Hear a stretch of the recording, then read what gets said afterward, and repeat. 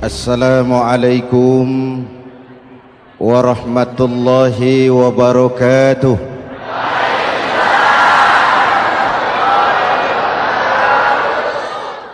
Alhamdulillah wassalatu wassalamu ala Rasulillah Sayyidina Muhammad ibn Abdullah wa ala alihi wa sahbihi wa mawala, amma ba'du.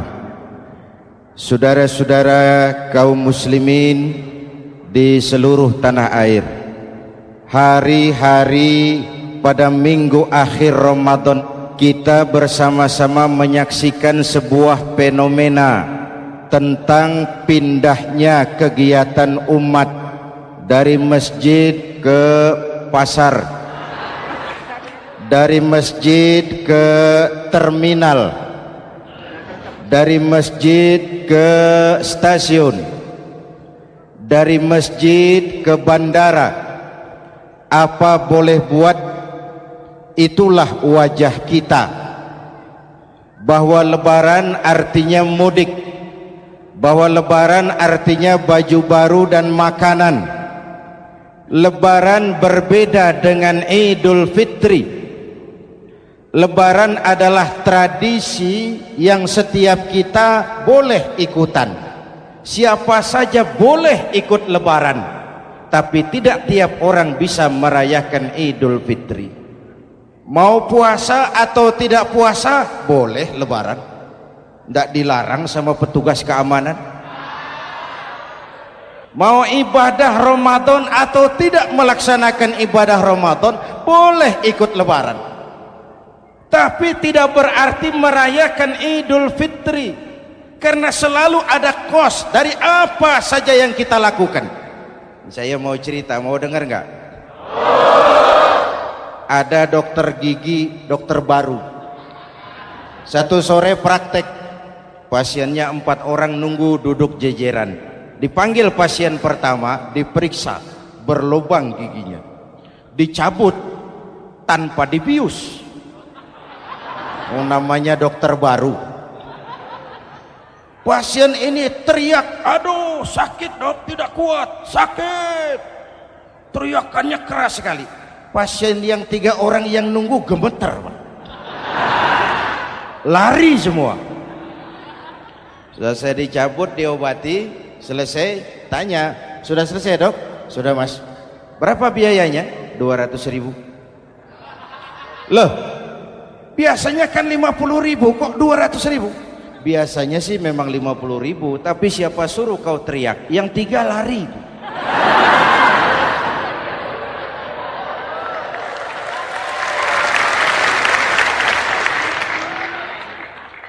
Cerita pendek ini ingin berpesan kepada kita, selalu ada ongkos yang harus kita bayar dari apa saja yang kita lakukan. Mau ibadah atau tidak, mau jadi orang baik-baik atau jadi bajingan paling tengik, mau berbuat salah atau berbuat soleh, selalu ada kosnya, selalu ada ongkosnya. Kita bicara kembali kepada fitrah, Idul Fitri. Bagaimana caranya? Pertama saya ingin mengutip bagian pendek dari ayat 185 Al-Baqarah. Walitukmilul iddata walitukabbirullaha ala ma hadakum wala'allakum tashkurun. Ada 4 hal dari cuplikan ayat pendek ini. Pertama, walitukmilul iddata, hendaknya engkau sempurnakan jumlah bilangan hari puasamu. Berpuasa sebulan penuh. Sebulan penuh itu bisa 29, bisa 30. Pak, kalau beda pendapat bagaimana? Ada yang lebaran tanggal 5, ada yang lebaran tanggal 6. Hadirin, bagi yang punya kemampuan berijtihad, silahkan melakukan ru'yatul hilal.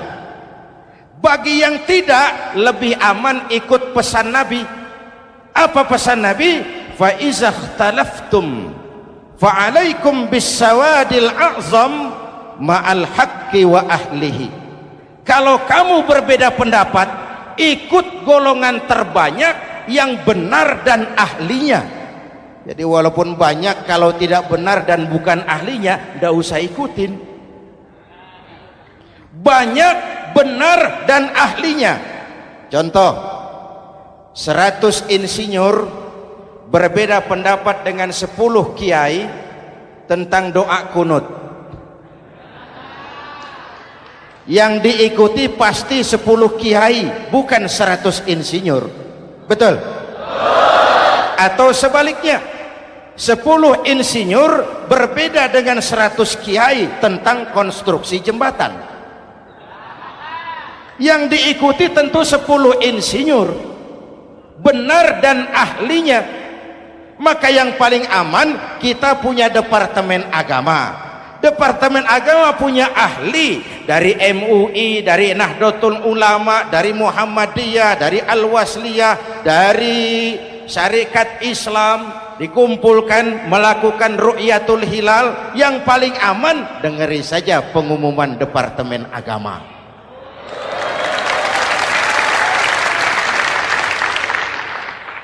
Tapi tetap menghormati mereka yang meyakini 1 Syawal jatuh pada tanggal 5. Beda boleh, marah jangan. Jelas? Saudara boleh suka tempe, tapi jangan menghina orang yang tidak suka tempe. Saudara boleh senang tahu, tapi jangan ngenyek karo wong yang senang tahu. Hadirin yang saya hormati, walitukmilul iddata, kalau mau kembali kepada fitrah, sempurnakan jumlah bilangan hari puasamu. Makna sempurnakan di sini 2, sempurnakan 1 bulan penuh dan sempurnakan semangat puasamu. Walaupun Ramadan berakhir, puasa jangan selesai. Kenapa? Tangan kita masih tetap terus puasa dari mengambil yang bukan milik kita.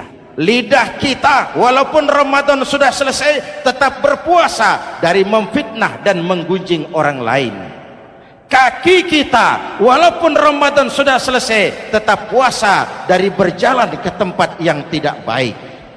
Perut kita tetap berpuasa dari kemasukan barang-barang yang haram. Sempurnakan semangat puasamu. Sikap disiplin, sikap jujur, merasakan kehadiran Allah dekat dalam hidup. Nih contoh ringan. Tadi waktu asar dan zuhur, saudara sholat apa tidak? Sholat. Waktu sebelum sholat kan berwudu. Ketika berwudu kan berkemur. Umpama waktu berkemur itu saudara korupsi, sedikit saja airnya saudara minum, saya yakin jangankan petugas keamanan, teman wudhu sebelah pun tidak akan tahu kalau waktu berkemur saudara korupsi. Kalau selesai Ramadan ini diterjemahkan, insya Allah negara kita bersih, berkurang korupsinya. Hadirin yang saya cintai, saya kembali kepada pesan Al-Baqarah 185 tadi. Walitukmilul iddata, sempurnakan jumlah bilangan hari puasamu. Puasa sebulan penuh dan kemudian lanjutkan semangat Ramadan. Disiplin, merasakan diri di bawah pengawasan Allah. Sekarang ini Allah ditekan. Kita iman dalam ucapan tapi sekuler dalam perbuatan. Tuhan cuma ada di masjid, di kantor Tuhan hilang, maka korupsi merajalela. Tuhan cuma ada di masjid, di pasar Tuhan hilang, maka timbangan tetap curang. Iman dalam ucapan tapi sekuler dalam perbuatan. Kalau jiwa dan semangat Ramadan kita bisa terapkan, insya Allah korupsi akan berkurang. Sekarang kan kita prihatin, yang tadinya teriak-teriak wong cilik malah ribut rumah mewah. Yang tadinya teriak-teriak rakyat kecil, sekarang malah ribut soal villa 5 miliar. Ini kan menyedihkan, memilukan dan memalukan. Tidak punya sense of crisis. Nah, saya juga nggak tahu apa itu. Udah dengerin aja, kenapa sih? Usil bener. Padahal ekonomi kita masih terpuruk, lapangan kerja sulit, jumlah pengangguran rata-rata 2 juta orang per tahun, lapangan kerja baru sulit terbuka karena investor jangankan yang dari luar mau masuk, yang di dalam siap-siap keluar. Terakhir kita dengar Sony, pabrik elektronik besar, mau cabut lagi, pindah invest ke Taiwan, menyusul pabrik silet yang di Ciputat itu. Ketika ditanya apa investasi di Cina lebih murah, tidak, dia bilang lebih mahal, cuma lebih pasti. Di Indonesia murah, cuma mejanya kebanyakan, biaya siluman, namanya siluman gak karu-karuan, keluar uang banyak, urusan tidak pasti, capek. Disahkan undang-undang penyiaran yang justru ditolak oleh masyarakat penyiar sendiri. Industri penyiaran bakal kolaps karena sekarang ini boro-boro mereka industri televisi mau break even point, mau pulang modal, dengan ke depan bisa bangkrut. Akibatnya bisa kita pastikan, jumlah pengangguran makin bertambah. Hadirin yang saya hormati, kita memang setuju jangan terlalu mengadopsi siaran-siaran televisi dari luar, kita harus punya filter. Tapi pada sisi yang sama kita juga harus memperhatikan lapangan kerja buat rakyat kita ini. Walitukmilul iddata, sempurnakan jumlah bilangan hari puasamu. Kalau jumlah hari puasa sudah sempurna, tuntunan yang kedua dari Al-Quran, walitukabbirullah, hendaknya engkau agungkan nama Tuhanmu. Takbiran, takbiran itu bisa sendiri, bisa berjamaah, bisa di rumah, bisa di masjid, bisa di surau, bisa dengan pawai keliling, asal dilaksanakan dengan tertib dan tidak mengganggu lalu lintas umum. Prakteknya yang terjadi, pawai keliling itu mengganggu ketertiban umum, perang petasan,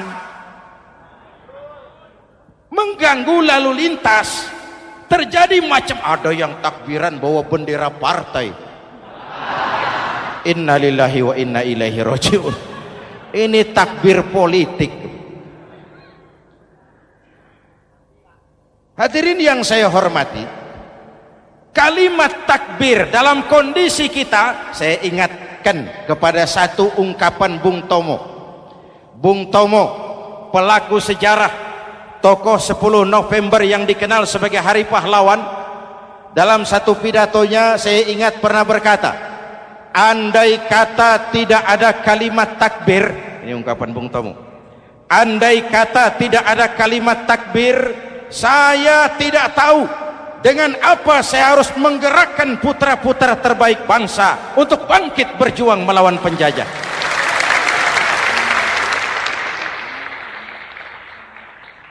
Ketika Allahu Akbar, itu londo kelihatannya kecil, meriam nggak meleduk. Dahulu orang-orang tua kita cuma ada 2 kata, merdeka atau mati. Tidak berpikir nanti kalau menang dan merdeka saya jadi wali kota di mana.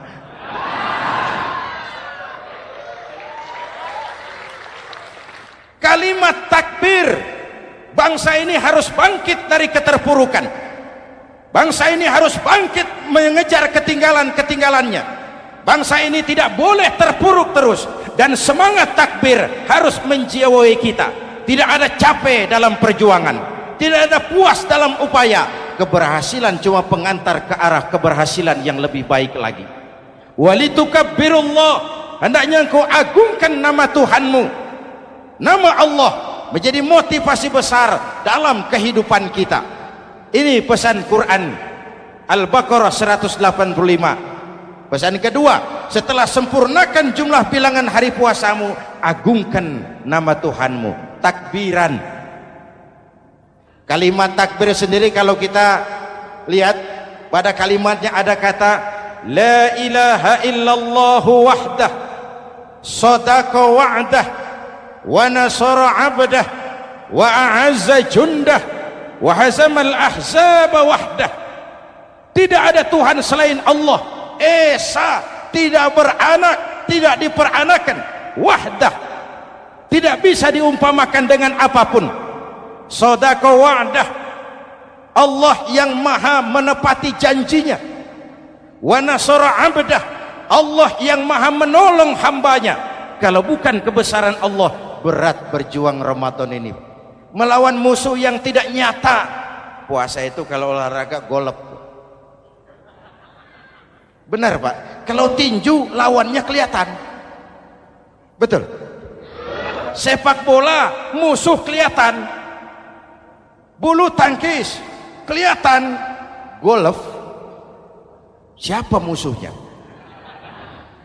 Itulah puasa, menghadapi musuh yang tidak kelihatan. Itu lebih berat daripada perjuangan mengangkat senjata, lebih berat daripada berjuang mengorbankan harta. Tapi kalau di bulan Ramadan saja Rasulullah menang dalam perang Badar, itu harus jadi sumber motivasi. Dengan kalimat takbir, dengan keagungan Allah, bangsa Indonesia harus bangkit dari keterpurukan. Ibu bapak hadirin yang saya hormati, jadi bukan akhir Ramadan lalu sibuk beli baju. Boleh, tapi bukan itu yang utama. Laisal id bilibasin jadid walakinnal id bita'atin yazid. Idul Fitri bukan pakaian baru. Idul Fitri adalah ketaatan yang meningkat, yang telah ditempa, digojlok, digembleng oleh Ramadan. Jadi kalau Ramadan rajin baca Quran, lalu selesai Ramadan sayonara Quran, latihan tidak berhasil. Ramadan rajin ke masjid, selesai Ramadan selesailah ke masjid. Awal Ramadan full house sampai ke halaman, akhir Ramadan cuma imam berdua tikar. Masjid kembali senyap, padahal masjid adalah pusat kegiatan umat. Saudara lihat dari sejarah, ketika hijrah ke Madinah, Rasul singgah di Kuba. Apa yang beliau lakukan? Membangun masjid. Ketika sampai di Madinah, kesibukan pertama beliau apa? Mencari rumah dinas? Bukan. Kesibukan pertama beliau mencari lokasi di mana membangun masjid. Isra dan Mi'raj, perjalanan besar dimulai dari masjid ke masjid. Ini indikasi masjid memang merupakan pusat kegiatan umat. Umat Islam dengan masjid seperti ikan dengan air, tidak boleh pisah. Ada ikan yang tidak betah di air? Ada. Ikan mau modar. Kalau umat sudah mulai menjauhi masjid, jiwanya yang akan mati. Kalau jiwanya mati, jasadnya masih hidup, itu namanya bangkai berjalan. Walitukabbirullah, engkau agungkan nama Tuhanmu. Takbiran, setelah berjuang penuh membina takwa, mengharap ridho, mengendalikan nafsu. Ingat loh, puasa itu bukan menghilangkan nafsu, mengendalikan, menempatkan pada tempatnya. Manusia tanpa nafsu bukan manusia, tapi manusia yang disetir nafsu turun jadi binatang, bahkan lebih rendah daripada binatang. Puasa ini menempatkan nafsu di tempatnya. Hai laki-laki, kamu nafsu sama perempuan? Betul Pak. Perempuan suka laki-laki? Betul Pak. Boleh lewat sini, lewat pintu yang disebut nikah. Ini nafsu disalurkan lewat pintu yang disebut nikah. Jangan seperti ayam kawin tiap malam, nikah tidak mau.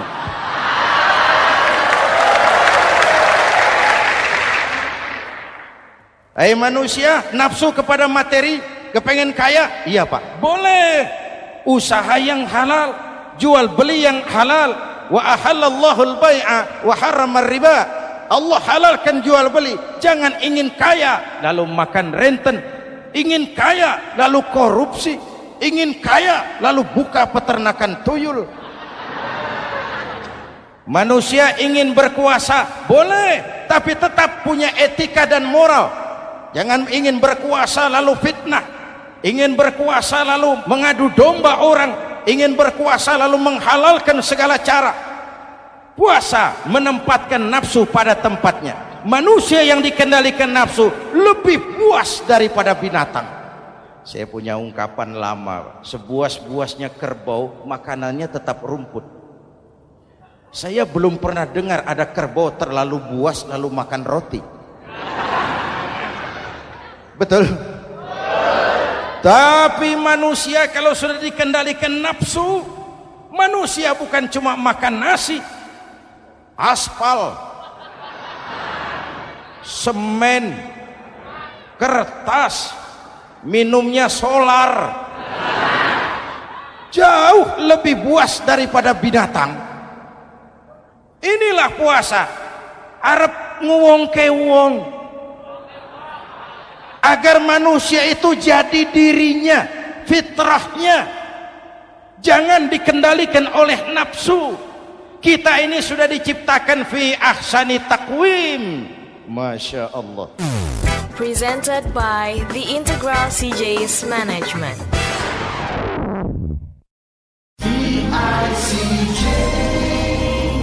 Hadirin, yang ketiga pesan Al-Baqarah 185 tadi, setelah sempurna jumlah bilangan hari puasa, lalu mengumandangkan takbir, membayar zakat fitrah. Kenapa itu kita lakukan? Mengagungkan nama Allah, ala ma hadakum. Agungkan nama Allah yang telah memberikan hidayahnya kepadamu. Masya Allah nih, hidayah, kita bersyukur. Hidayah ini hak prerogatif Allah, diberikan kepada siapa saja yang dikehendaki oleh Allah. Kita bisa lihat dalam sejarah, ada anak Nabi tidak mendapat hidayah, tidak terpanggil mengikuti kebenaran yang disampaikan oleh bapaknya, namanya Kan'an, putra Nabi Nuh. Ada ayah Nabi bernama Azar, ayah Nabi Ibrahim, putranya penegak tauhid, ayahnya produsen berhala. Ada istri Nabi, istrinya Nabi Lut, tidak mendapat hidayah, tidak terpanggil mengikuti kebenaran. Lalu Abu Jahal, Abu Lahab, paman Nabi, melihat Nabi, menyaksikan mukjizat, mendengar wahyu, melihat tutur kata Nabi, hidayah tidak datang kepada dia, maka mereka tidak terpanggil mengikuti kebenaran. Kita alhamdulillah keponakan Nabi saja bukan, mendapat yang namanya hidayah ini. Ini harus kita pelihara, kita jaga baik-baik, karena ini merupakan hak prerogatif Allah. Yahdi man yasha, diberikan kepada siapa saja yang dikehendakinya. Hadirin, sembari kita mengambil pelajaran tentang Kan'an yang tidak dapat, putra Nabi Nuh. Ini saya ngambil bagian cerita sejarah, masih mau dengar? Nabi Nuh diberi umur 950 tahun, berdakwah sepanjang hidup. 800 tahun beliau dakwah, dapat pengikut tidak lebih 80 orang, rata-rata 10 tahun satu. Yang dihadapi ini umat yang kurang ajar, bandel, bajingan, tengik. Kalau diceramahi, telinganya ditutup dengan tangannya. Ini saking kurang ajarnya ini umat. Diberikan dakwah, telinganya ditutup dengan tangan. Nabi Nuh ketika di puncak kesabarannya munajat, ya Rabb, bagaimana Nuh? Siang malam saya berdakwah kepada umat ini, saya sampaikan risalahmu, saya canangkan seruanmu, saya sampaikan ajaranmu. Inni da'autu qaumi lailan wa nahara, siang malam saya berdakwah kepada umat. Wa inni kullama da'autuhum ja'alu asabi'ahum fi adhanihim. Tiap kali saya sampaikan dakwah kepada mereka, mereka tutup telinganya dengan tangannya. Saya tidak sanggup menghadapi umat seperti ini, ya Allah. Habis mau kamu bagaimana? Sikat saja sudah semua ini. Bikin mati saja. Nanti kalau punya anak, anaknya kafir lagi. Lebih baik bapak moyangnya, mbah-mbahnya sikat semua. Rabbi la tazar 'alal ardi minal kafirina dayyara. Jangan disisakan orang kafir. Habisin semua. Itu mau kamu? Iya. Buat kapal Nuh, nanti aku turunkan banjir. Dengan apa saya membuat kapal ya Rabb? Pakai kayu, Nuh. Kayunya dari mana ya Rabb? Dari pohon tentu. Pohonnya belum ada ya Rabb. Tanam dulu, Nuh. Membuat kapal kayunya nanam pohon dulu. Apa artinya? Perjuangan bukan simsalabim abracadabra. Perjuangan bukan makan lombok, ini hari dimakan, ini hari pedas. Perjuangan itu proses. Ada keringat, ada air mata, ada darah, tempo-tempo nyawa. Itulah perjuangan. Sudah pohon ditebang, buatkan kapal di tengah kampung. Umat unjuk rasa lagi. Nuh makin gila. Bikin kapal di tengah kampung, mau belayar kemana? Selesai Nuh, selesai ya Rabb. Naik. Orang-orang yang beriman bersamamu, naik. Binatang serba sepasang, naik. Naik Nuh, naik. Orang beriman, naik. Binatang serba sepasang. Gerimis mulai turun. Setelah kapal semua terisi, Nabi Nuh kontrol. Sudah naik semua? Sudah. Nuh. Mas Bejo, ada? Ada.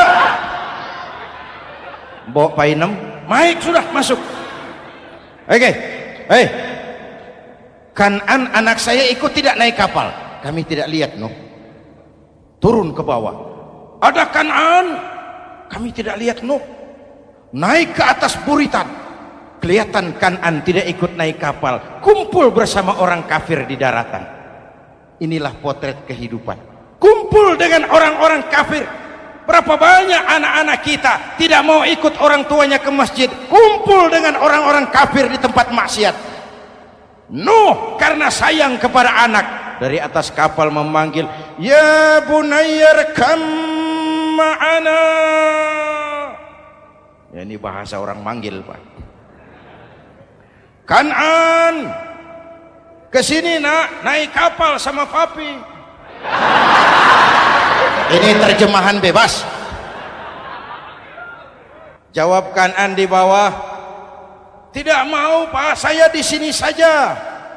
Jangan nak, Allah sedang murka, akan turun banjir.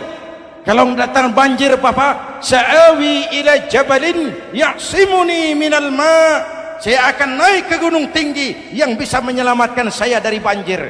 Kan'an naik ke gunung tinggi, gunung pun tenggelam dihantam banjir.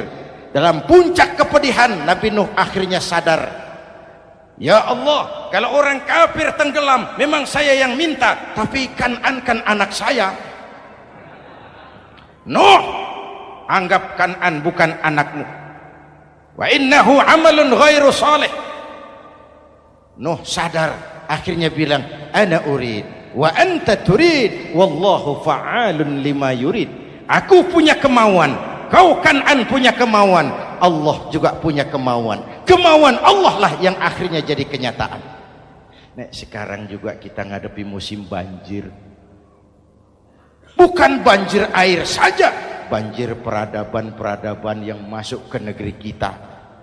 Banjir maksiat, banjir munkarot. Kalau kita sudah ke masjid, kita sudah naik kapal, tolong kontrol anak-anak kita. Tolong kontrol tetangga kita. Ayo naik kapal, banjir.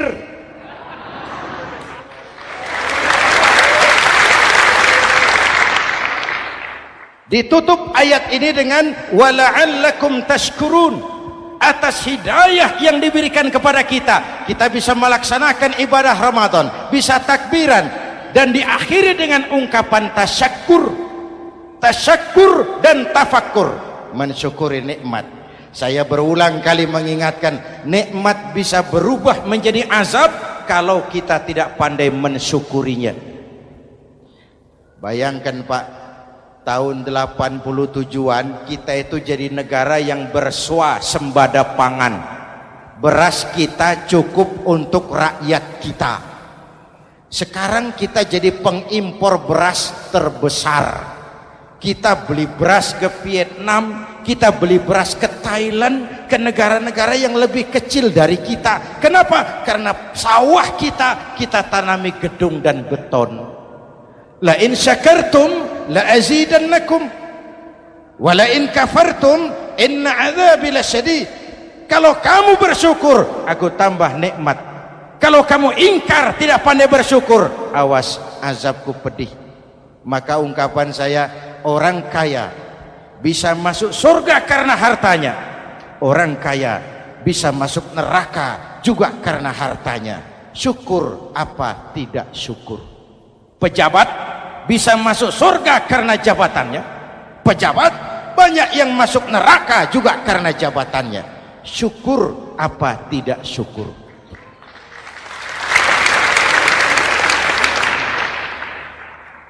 Orang alim, kiai bisa masuk surga karena ilmunya. Orang alim pun bisa masuk neraka lebih dulu dari penyembah berhala juga karena ilmunya. Syukur apa tidak syukur? Kasih jabatan sebagai pemimpin lalu menyadari sayyidul qaumi khadimuhum. Pemimpin suatu umat adalah pelayan bagi umat itu. Pelayan harus melayani, bukan minta dilayani. Selama ini kita memandang jabatan itu jalan pintas menuju kaya.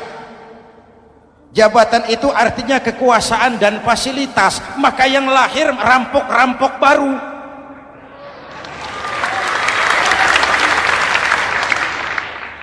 Jabatan adalah alat untuk pengabdian di tengah rakyat yang sedang susah, di tengah negara yang sedang terpuruk. Kita memerlukan pemimpin-pemimpin yang sadar sayyidul qaumi khadimuhum. Pemimpin suatu kaum adalah pelayan bagi kaum itu sendiri. Ibu bapak hadirin yang saya hormati, dengan mensyukuri itu maka makna Idul Fitri meresap kembali kepada fitrah kita sebagai manusia. Fitrah kesucian. Secara sederhana orang gambarkan kembali kepada fitrah seperti bayi baru dilahirkan oleh ibunya, bersih, suci, tanpa dosa, lantaran sudah dibersihkan oleh ibadah Ramadan. Tapi para ulama khalaf ada yang mengartikan fitrah itu kecenderungan kepada kebajikan, kecenderungan kepada kebaikan. Itu juga fitrah. Kembali kepada fitrah manusia, kecenderungan untuk berbuat baik. Kita lahir bayi tidak punya dosa, betul? Tidak ada dosa warisan dalam Islam. Kalau harta warisan ada, dosa warisan tidak. Karena itu dalam Islam juga tidak ada penebusan dosa. Kalau dosa bisa ditebus dengan uang, tentu Menteri Keuangan nomor 1 masuk surga.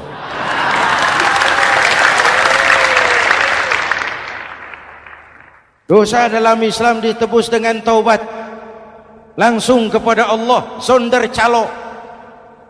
Hadirin yang saya hormati, kembali kepada fitrah seperti bayi baru dilahirkan oleh ibunya, bersih, tidak punya dosa kepada Allah lantaran sudah dibersihkan oleh ibadah Ramadan. Soalnya kemudian kita kan tidak hanya bersalah kepada Allah, kita ini juga bergaul dengan sesama manusia, betul? Sebuah hadis, sahabat ditanya oleh Rasul, atadruna manil muflis? Saudara-saudara, tahu kamu siapa orang yang bangkrut?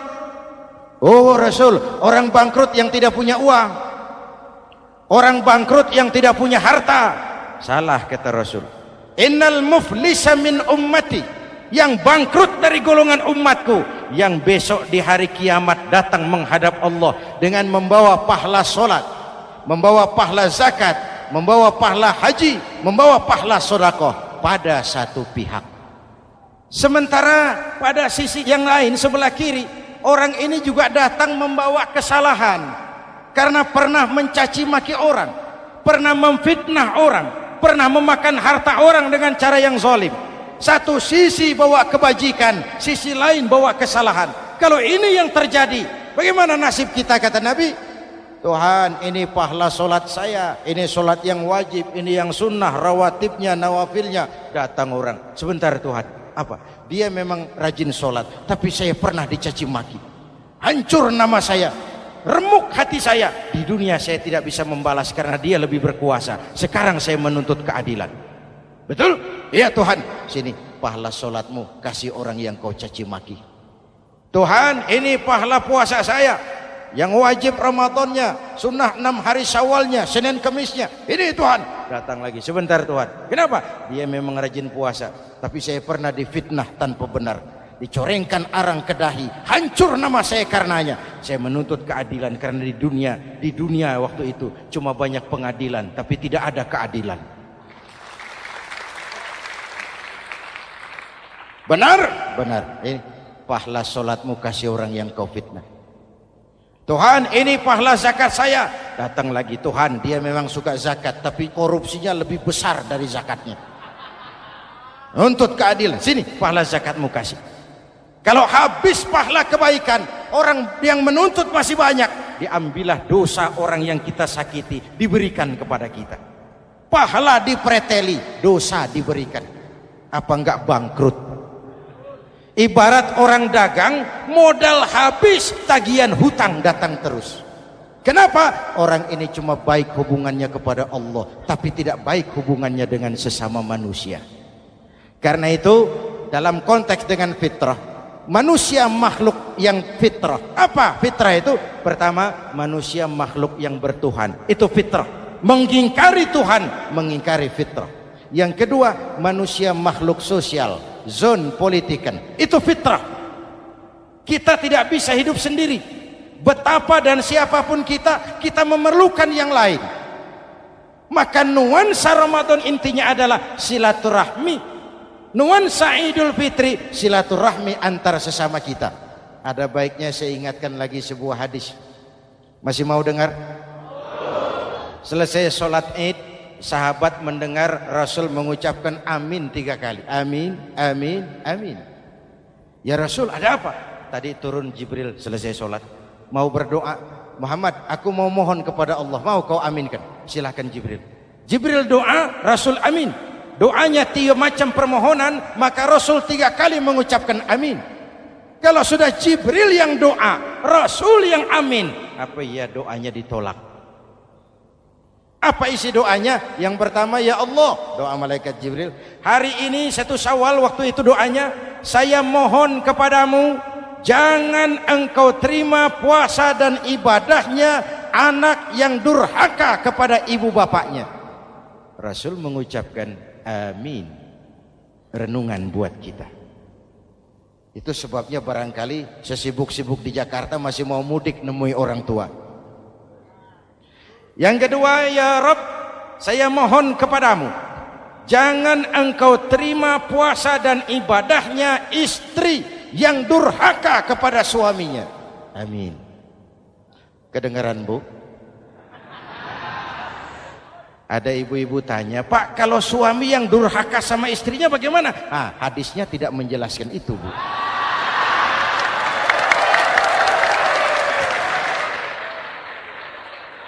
Lo menang sendiri. Yang jelas suami itu presiden rumah tangga, dimintakan tanggung jawab tentang istrinya.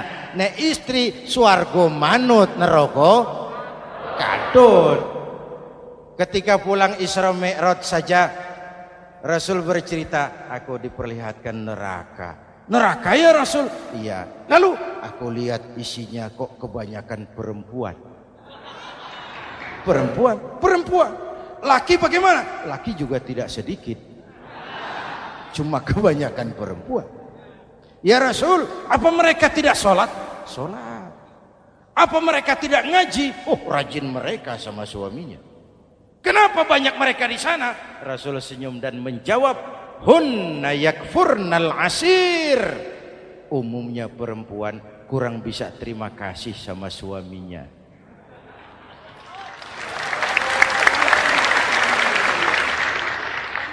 Ini penyakit turunan. Oi, ngaku oi. Lalu yang ketiga, ya Allah, hari ini saya mohon kepadamu, jangan engkau terima puasa dan ibadahnya muslim yang tidak mau memaafkan sesama saudaranya muslim. Memaafkan lebih berat daripada meminta maaf, tapi memberi maaf lebih mulia daripada meminta maaf. Inilah nuansa mengembalikan semangat saling menghargai, saling mencintai, keutuhan, kerukunan, dan kedamaian. Sudah capek kita rakyat dengan konflik. Sudah capek kita dengan mengedepankan perbedaan dan bukan persamaan. Sudah waktunya kita berbeda tapi tetap bergandengan, tetap bersama menyongsong hari esok yang lebih baik. Mintalah ridho ibu bapak, suami kepada istri, istri kepada suami, dan memaafkan sesama saudara muslim sehingga kita benar-benar kembali kepada fitrah. Terima kasih dan mohon maaf, semoga ada manfaatnya. Usikum wa nafsi bitaqwallah. Wassalamualaikum warahmatullahi wabarakatuh.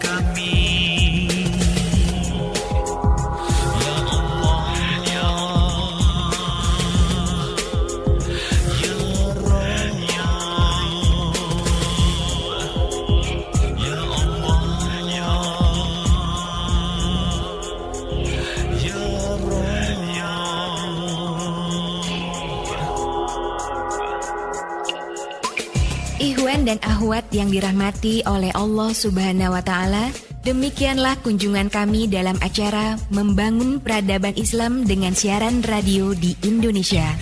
Syukur alhamdulillah atas nikmat Islam dan indahnya persaudaraan yang Allah karuniakan kepada kita semua. Semoga ilmu milik Allah dapat membentengi akidah kaum muslim dari berbagai upaya penyesatan. MPI DSRI ini merupakan komunikasi dan jabat erat di antara kami, Irena Center, Indonesian Commercial Jockey, serta berbagai media di seluruh Indonesia. Terima kasih. Wassalamualaikum warahmatullahi wabarakatuh.